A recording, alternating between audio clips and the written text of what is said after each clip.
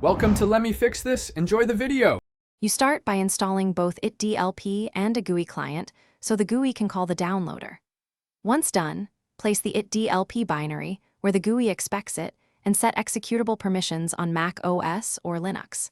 Make sure the GUI preferences point to the exact file path, then paste a short test URL into the input field to confirm the linkage.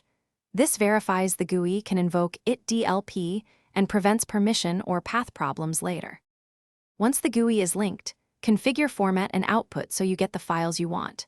You pick a format rule, for example BestVideo plus BestAudio for high quality, and set an output template using metadata tags to keep files organized.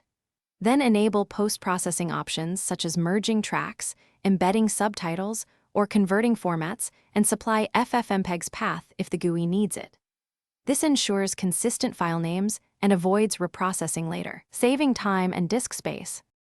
To finish, add batches or playlists and configure concurrency and rate limits so you don't trigger provider throttling.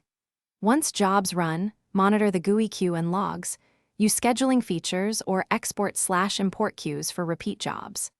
If something fails, inspect the GUI log for exit codes and relevant HTTP error messages, then update Yt Dlp and FFmpeg before retrying. This troubleshooting tip, check versions and logs, solves most issues related. Thanks for watching. If you found this helpful, don't forget to like and subscribe.